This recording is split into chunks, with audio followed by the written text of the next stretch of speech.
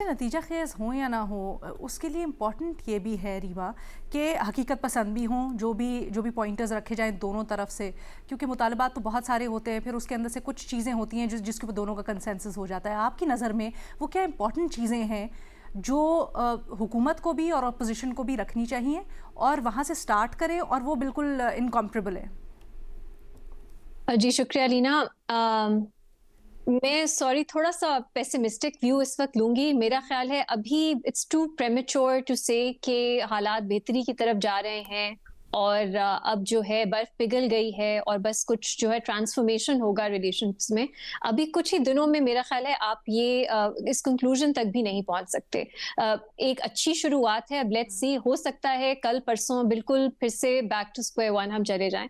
तो मैं इस पे अभी इस वक्त कुछ कमेंट नहीं करना चाहूंगी क्योंकि मुझे नहीं लगता देयर इज इनफ जिसकी बेसिस पे हम ये कह सकें कि अब सिचुएशन तब्दील हो गई है और आगे मामलात बढ़ रहे हैं। सो आई कांट रियली, मेरे लिए अभी ये वो माइलस्टोन नहीं आया। दूसरा मेरा ख्याल है दहशतगर्दी, जो मजहर साहब भी बात कर रहे थे, वो एक स्टार्टिंग पॉइंट हो सकता है। बाकी सब कुछ जैसा है वैसा ही रहे, लेकिन दहशतगर्दी के ऊपर बातचीत और एक कोई कंसर्टेड स्ट्रैटेजी बनाना हम पाकिस्तान के लिए एक एग्जिस्टेंशियल इशू है इस वक्त।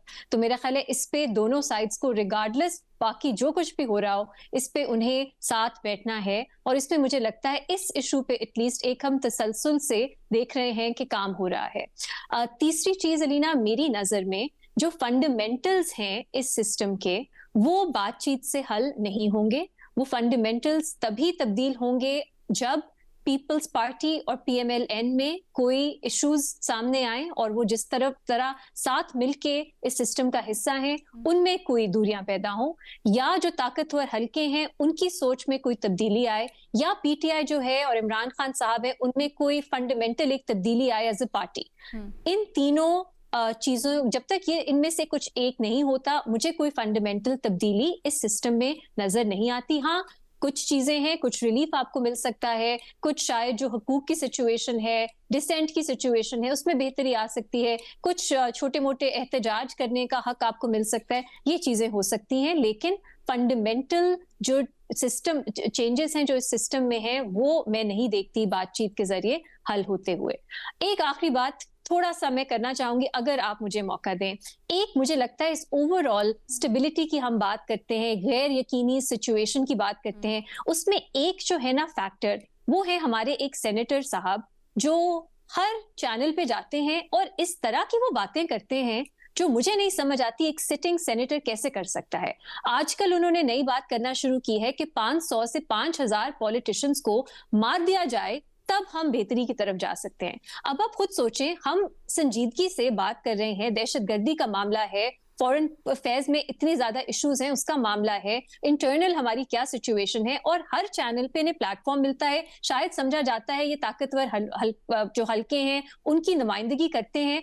इस तरह की बातें मेरे लिए एज ए सिटीजन जब मैं सुनती हूँ मुझे बहुत तकलीफ होती है कि 500 से 5000 सियासतदानों को मार दिया जाए, जो मर चुके हैं उन्हें कब्रों से निकाल के उनको फिर से सजा दी जाए। और ये पहली बात नहीं कह रहे, जब वो फेडरल मिनिस्टर होते थे तब भी वो ऐसी बातें करते थे। तो जो लोग स्पोक्स पर्सन के तौर पे ताकतवर हलकों के आते हैं, हमारे डिस्कोर्स का हिस्सा बनते हैं, उन्हें रोकना चाहिए, क्योंकि मेरी नजर में गैर यकीनी सिचुएशन जो ऑलरेडी है उसको वो मजीद बिगाड़ते हैं।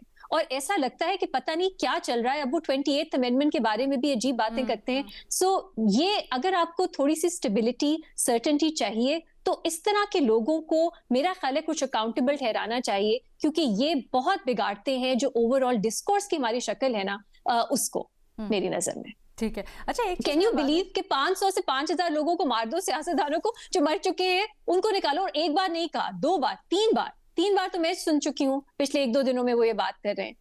इसका क्या पॉइंट है और क्यों ये स्पेस दी जाती है ऐसी बातों की?